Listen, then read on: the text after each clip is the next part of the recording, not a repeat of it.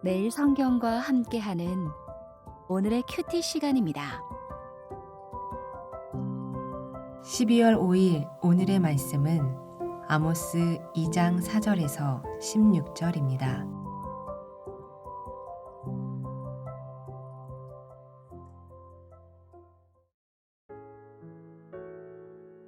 여호와께서 이와 같이 말씀하시되 유다의 서너 가지 죄로 말미암아 내가 그 벌을 돌이키지 아니하리니 이는 그들이 여호와의 율법을 멸시하며 그 율례를 지키지 아니하고 그의 조상들이 따라가던 거짓 것에 미혹되었음이라. 내가 유다에 불을 보내리니 예루살렘의 궁궐들을 사르리라.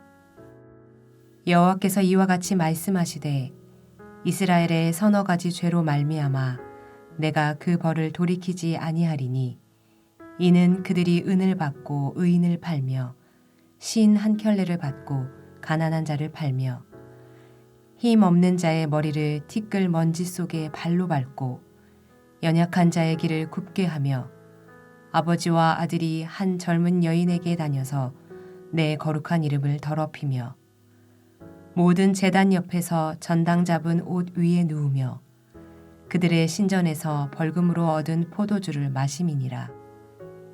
내가 아모리 사람을 그들 앞에서 멸하였나니 그 키는 백향목 높이와 같고 강하기는 상수리 나무 같으나 내가 그 위의 열매와 그 아래의 뿌리를 진멸하였느니라.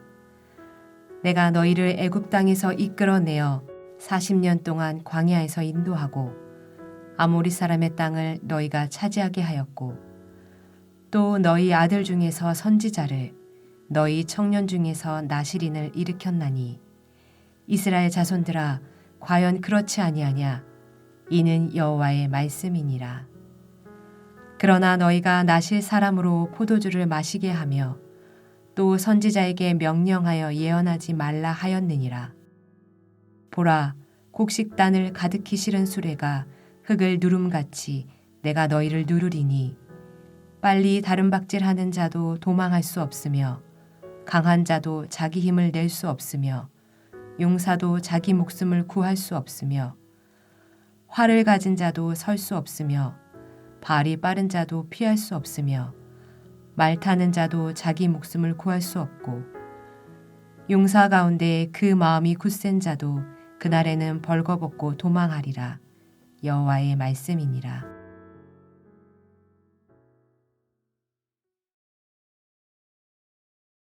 아모스 2장 4절에서 16절은 하나님의 심판이 열방에서 유다와 이스라엘로 초점이 옮겨지는 장면입니다. 유다와 이스라엘은 하나님의 언약 백성으로 선택되었음에도 불구하고 하나님의 말씀을 버리고 불의를 저질렀습니다. 오늘 본문은 이들의 죄악과 심판을 상세히 묘사하며 하나님의 공의와 회개에 대한 강력한 메시지를 전합니다. 첫 번째 단락인 4절에서 5절 말씀에는 유다에 대한 심판이 나타납니다. 4절에서 이렇게 말씀하시죠. 여호와께서 이와 같이 말씀하시되 유다의 서너 가지 죄로 말미암아 내가 그 벌을 돌이키지 아니하리니 이는 그들이 여호와의 율법을 멸시하며 그 율례를 지키지 아니하고 그의 조상들이 따라가던 거짓 것에 미혹되었음이라. 유다의 죄는 하나님의 율법을 멸시하고 우상 숭배에 빠진 것이었습니다. 이들은 자신들의 가장 큰 보물인 하나님의 말씀을 마음에 새기지 않고 이를 무시하며 멸시했습니다. 율법이 언약 백성에게 주어진 하나님의 통치 원칙이었으나 의도적으로 거부한 것이죠. 뿐만 아닙니다. 이들은 조상들이 따르던 거짓된 것, 즉 조상들이 따라간 우상 숭배와 잘못된 관습을 따라가기를 반복했습니다. 하나님은 유다의 불순종에 대한 심판으로 예루살렘의 멸망을 선언하십니다. 하나님의 심판은 단순히 열방에만 머물지 않고 하나님의 백성에게도 동일한 공의로 적용된다는 것을 보여주시죠. 이 말씀은 우리에게 하나님의 말씀을 삶의 기준으로 삼으라고 촉구합니다.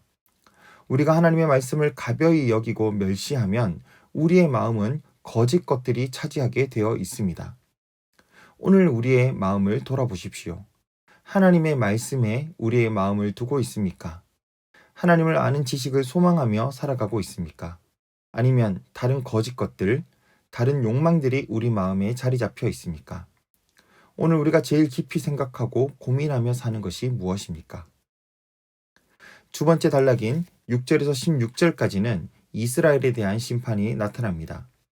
앞에서 서너 가지 죄의 공식처럼 완전수 7번째 나오는 8번째 이스라엘에 대한 고발과 심판은 더욱더 악한 것으로 고발됩니다. 이스라엘의 죄악은 유다보다 더 구체적으로 드러납니다. 아모스는 북이스라엘이 범한 죄를 고발하며 사회적 불의와 영적 타락, 하나님의 은혜를 망각한 죄를 지적합니다. 먼저 6절에서 8절은 이스라엘의 사회적 불의와 경제적 착취의 현장을 보여줍니다. 그들이 은을 받고 의인을 팔며 신 한 켤레를 받고 가난한 자를 팔며, 이스라엘은 가난한 자와 의인을 억압하며 그들의 생명을 헐값에 팔아넘겼습니다. 이는 법정에서의 부정한 판결과 경제적 착취를 통해 약자들을 희생시킨 것을 의미합니다. 은과 신 한 켤레는 사람의 생명과 권리를 아주 하찮게 여겼다는 것을 보여줍니다. 이는 물질적 탐욕과 인간 존엄성 경시의 극단적인 사례를 보여주죠. 7절에서는 더 심각한 이야기를 합니다. 힘없는 자의 머리를 티끌 먼지 속에 발로 밟고 연약한 자의 길을 굽게 하며 아버지와 아들이 한 젊은 여인에게 다녀서 내 거룩한 이름을 더럽히며, 힘없는 자는 가난한 자를 의미합니다. 이들은 가난한 자를 짓밟고 연약한 자들을 힘들게 만들었습니다. 또한 아버지와 아들이 한 젊은 여인에게 드나들어 하나님의 이름을 더럽혔습니다. 이것은 성적 타락과 가족 간의 도덕적 붕괴를 나타낼 뿐만 아니라 돈 없고 힘없는 가난한 여인을 짓밟는 현실도 보여주고 있습니다. 하나님의 거룩한 백성이 마땅히 지켜야 할 윤리적 기준을 완전히 저버린 상태라는 것입니다. 이런 이스라엘은 정의와 공의가 무너졌을 것뿐만 아니라 성적으로도 매우 타락한 상태라고 고발하고 있습니다. 가난한 자와 약자를 돌보라는 율법의 말씀을 철저히 잊었을 뿐 아니라 오히려 착취하고 있는 현실을 보여주고 있습니다. 오늘 우리의 모습은 어떻습니까? 내 주변의 약자들을 돌아보고 있습니까? 교회와 학교와 사회에서 이런 약자들의 의식하고 도와주고 있습니까? 아니면 짓누르며 살아가고 있습니까? 9절부터 12절 말씀에서는 하나님의 은혜를 망각하여 타락해버린 이스라엘의 영적인 상황을 고발합니다. 먼저 9절에서는 이렇게 말씀합니다. 내가 아모리 사람을 그들 앞에서 멸하였나니. 하나님은 과거에 이스라엘을 애굽에서 구원하시고 가나안 정복으로 이끄셨습니다. 강하디 강한 아모리 사람들을 쫓아내 주셨습니다. 40년을 광야에서 이끌어 인도하셨습니다. 이들이 이 땅에 있는 것 자체가 이 모든 은혜를 보여주는 하나님의 은혜의 증거입니다. 하지만 이스라엘은 하나님의 은혜를 망각하고 배반했습니다. 뿐만 아닙니다. 이제는 하나님의 말씀을 듣기 싫어합니다. 12절을 보면 나시린에게 포도주를 마셔서 타락하게 하고 선지자들에게 예언도 못하게 하며 영적 지도력을 상실하게 만들었다고 고발합니다. 하나님께 귀를 꼭 닫았습니다. 그들에게 거룩한 삶으로 하나님을 드러내는 나시린과 하나님의 뜻을 전하는 선지자는 축복이 아니라 그저 잔소리꾼이며 불편한 존재였을 뿐입니다. 이는 그들의 영적 타락이 얼마나 심각해졌는지를 보여주고 있습니다. 그러니 1장 2절에서 하나님께서 말씀하는 소리가 이제 사자의 으르렁거리는 소리가 되어서 이들에게 다가오는 것입니다. 여러분, 우리도 그럴 때가 있지 않습니까? 하나님의 말씀이 듣기 싫고 찬양 소리가 지겨우며 말씀 따라 살려는 이의 행동이 불편해 보일 때가 있습니다. 이럴 때 조심하십시오. 우리가 심판당할 때의 이스라엘의 상태와 같아지는 것입니다.